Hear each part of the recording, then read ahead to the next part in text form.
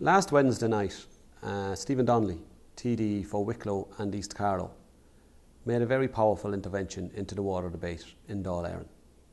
Those who are following this campaign closely won't be too surprised that Stephen's intervention didn't receive major coverage on the broadcast media in Ireland. Stephen has very kindly come in to Right2Water today to talk to us about his intervention and what he has found out by crunching the figures and what's really going on with Irish water. Yeah, thanks, Brendan. I was making 3 points in the Dail. I've been listening to a lot of the debate, not only during the week, but over the last few months I've been involved in a lot of the debate in the Dail as well. And there's an awful lot of posturing going on from the government side. They say, do you think water is free? Do you think water just falls out of the sky?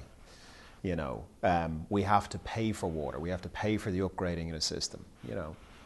And it really bugs me. There's nobody thinks water that comes out of your tap is free. And I've yet to meet anybody who doesn't agree that there's some serious investment needed in the system, right?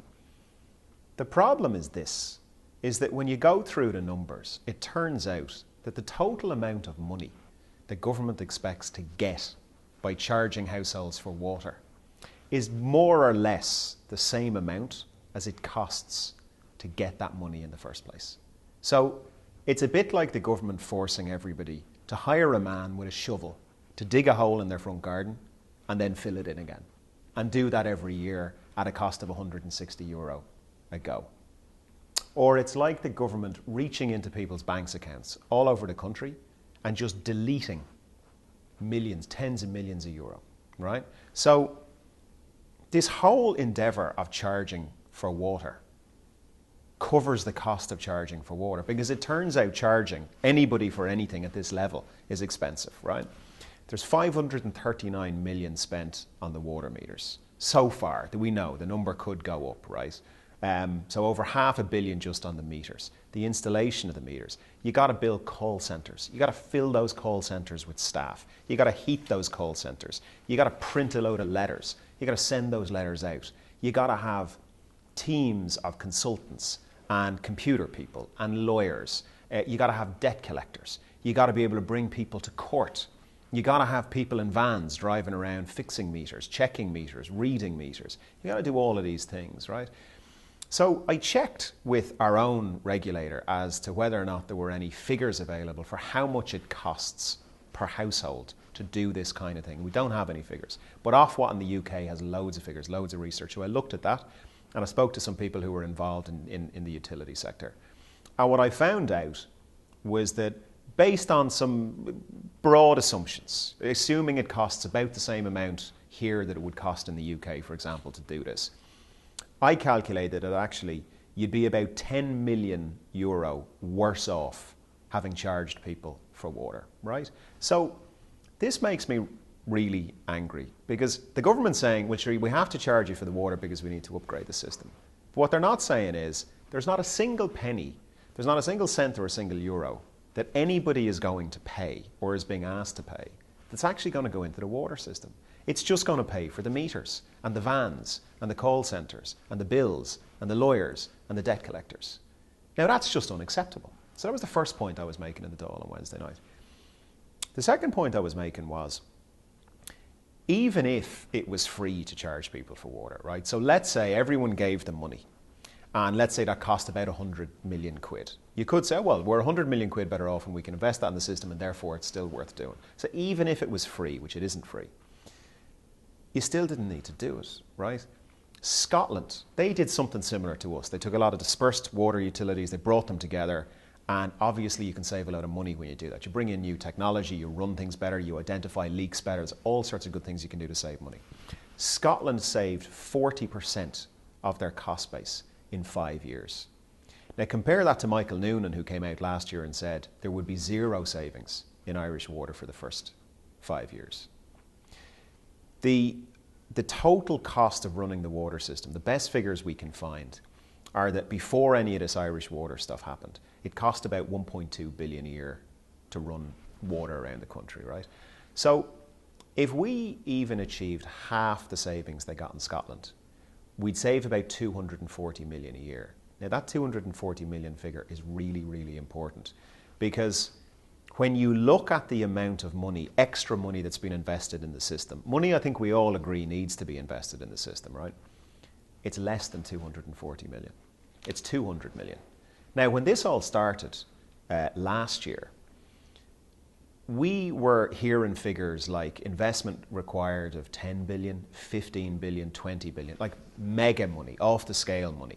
They would be really difficult to fund by reducing the cost base or out of additional taxation. It'd be very, very difficult to do, right? But it turns out that's not the plan at all. The plan is 200 million. So if you go back again to about 2010, there was about 400 million a year invested in capital, so invested in building out the system. And they're bringing that up to 600 million. So that's a big, it was a 50% increase, right? But it's still only 200 million a year. So what should have happened? What should have happened is that the utilities are come together, you run it properly, you set it up properly, you bring it to the Dail, you bring it to the committees for proper debate, you bring it to the public for proper debate, right? You save your 240 million, or more, you could save more, but let's just be really conservative and say 240 million, and you reinvest all that in the system. Job done. There's no need for water meters, there's no need for all the call centres, there's no need for the bills, there's no need for all the lawyers. Public relations. There's no need for public relations. And most importantly for me, right, so whilst the waste of money, the waste of hundreds of millions of euro of money when we don't have enough teachers in our schools is outrageous to begin with. But the other thing they did is they robbed people of their dignity. I had a lady come into me in my office in Wicklow who I've known most of my life. She's retired, she's living on a state pension, she's worked all her life. And she came into me last year not to say, how do I pay this? She came in to say, she can't pay it. She doesn't have it. At the time, it was going to be €100 for pensioners, right? And she said to me, look, Stephen, she said, I live on €100 a week. I don't have a spare week's income at the end of the year. So it's not there. You know, she's not cancelling a holiday. She's not, cancelling a golf club subscription. She doesn't have it. And she came in to me to say, when she doesn't pay it, is she going to be able to live a normal life on a trickle of water?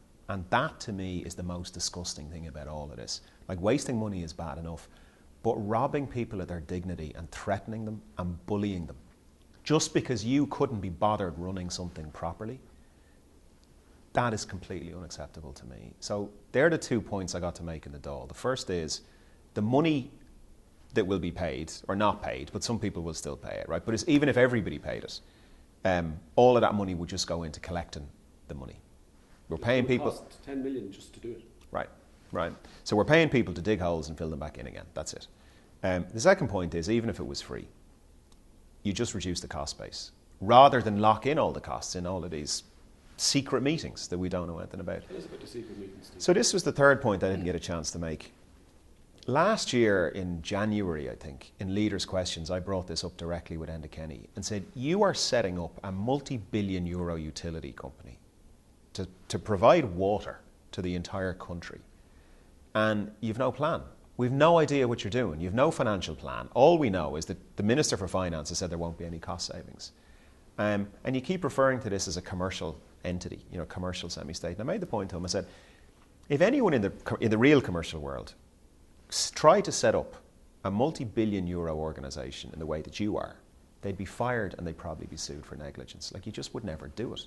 So we on the Finance Committee have an interest in this because, of course, the other big sell from the government is, this puts everything off balance sheet. So it doesn't have, so Irish Water can now borrow and it doesn't get included in our national debt. Well, make no mistake, it's still national debt. The fact that Eurostat may not count it as national debt doesn't make it go away. It's still debt, right? So all of this money that hasn't been saved, we're still going to borrow and borrow. We're still going to have to pay back. We couldn't get a report in the Finance Committee to say, well, over what level or below what level does this suddenly pop up back on the budget deficit for the end of the year? We still can't get figures. We spent, when the revised legislation went through, you may remember there was a session that went on till 2 or 3 in the morning, and then the Ceann Comhairle came in the next day and just shut it down. I was one of the opposition TDs, very involved in that. And at that point, the question I kept asking Minister Kelly again and again and again is, do you know, like, you're the guy who's coming in saying it's going to be 260 quid. Do you know how much this stuff is going to cost? Have you at least worked out the cost implications and the revenue implications of all this? And of course the answer was no. They didn't have a clue. So fast forward a year from when I brought this up with Enda Kenny and said, you can't operate like this. You're operating in secrecy. And that's this, Labour, for example, Labour have got a big old kicking over this because obviously they broke one of their core election promises. There hasn't been as much focus on Fine Gael. Fine Gael were the party that said we're going to change it all. We're going to take the Fianna Fáilisms out of politics. We're going to, govern with transparency, and we're going to be efficient about the way we use public money and all of these things. I mean, they've torn all of that up, The phrase I keep hearing is they've out Fianna Fáil, which I don't think anyone who said it meant it as a compliment, It's a big achievement. Right. Now, what have we found out in the last 2 weeks? There were 13 meetings, at least, between the minister at the time and what I think it was the chief executive board, or some senior person who's going to be involved in running this. No minutes, no notes. Hold on, Stephen. As people know, 5 trade unions are involved in the Right2Water campaign, in addition to the community groups, massive community groups and political parties and independents. And we don't have a meeting in a trade union without minutes, without notes. And the first business of all trade union meetings is to agree the minutes of the previous meeting. Are you really telling us that this multi-billion euro utility has been established without a business plan, without costings, and without notes, minutes and records of exactly what's going on? That seems to be what we're hearing. And the more we hear, the worse it gets, right? So I am a member of the Irish Parliament. My job constitutionally, my job constitutionally is to hold the executive to account, right? The single most important power that Dáil Éireann has, just like Congress in the US, is that we are meant to be custodians of the public purse, right? All that money that gets spent on good things like teachers and doctors and nurses and roads and railways and social protection. We are the guardians of that, in theory, right? So I, as one of the people that's part of my constitutional role, I've said, show me the business case. Show me the finances. Show me how you're taking these 34 separate utilities, turning them into one, saving money. Show me why you need to charge the Irish people, for this money. They can't. We still don't have it. Now, we're over a year into this since it's been discussed openly in the Dáil. We've been through God knows how many deadlines and fake deadlines. We've been through several iterations of the legislation. I don't think a single opposition amendment has been accepted. To the best of my knowledge, not one opposition amendment has been accepted. And now we find out that there's no one keeping minutes of meetings. So not only are we finding out that there appears to be no minutes of meetings between a minister and senior people in the commercial semi-state sector regarding the setting up of a multi-billion euro public utility company, but we can't even figure out where the initial figures come from, right? We don't know any of this stuff. So we've got a serious issue of corporate governance that needs to be investigated. So I wrote to the chair of the relevant committee 2 days ago and said, look, this is a matter for the Oireachtas. You are the committee that needs to investigate this. So I've called on him to put it to the committee that they would conduct an official investigation into this. It might be something the Finance Committee should look at as well, though it probably belongs in the first instance with the Committee for the Environment. The bill I brought in was actually to seek a referendum to ensure public ownership of Irish water through the change in the Constitution, right? But I brought a policy paper to Minister Alan Kelly on this issue. So the EPA has found 41 towns that are dumping raw sewage, completely untreated sewage, straight into the rivers and straight into the sea. In my own constituency of Wicklow, East Carlow, that's Arklow. It's a beautiful town. It's got the beautiful Avoca River, and at a load of different outlets. Let's just say it's not the kind of place you'd want your kids canoeing or jumping into the river or whatever. I brought a policy paper to the minister to basically say the following: look, as a starting point, you shouldn't be charging people for water. However, I know that you're going to do that anyway. Now, you already have a precedence in place where there's boil water notices, like in Roscommon, to say if the water coming in isn't of sufficient quality, if the service isn't good, then you don't pay for that bit of the service. So they get a 50% derogation. So I said, obviously, the service going out in this case isn't a full service. It isn't a proper service. So towns like Arklow and towns all over the country, 41 towns, should also get a derogation.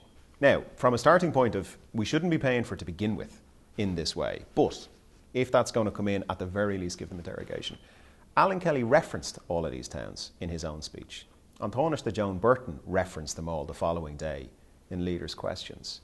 And yet they're all being forced to pay the full amount. And the only comment I got was, but sure, we can charge them for this sewage service and use that money to pay for the treatment plant. But of course, in the case of Arklow and probably in a lot of others, the money has already been ring-fenced, you know. So it's just another example of a heavy-handed, ignorant and brutal way that this entire Irish water thing is being dealt with. And critically, that the people who are at the receiving end of all this are being dealt with. Well, there we have it, water warriors. We've got a situation, as outlined by Stephen, where just to collect the money, we're losing 10 million euro. There's no business plan for Irish Water. There's no money going into investment. €1 billion has been wasted. They're dumping raw sewage in rivers and into the sea. They're threatening this week to take us to court, something I didn't get time to go through with Stephen.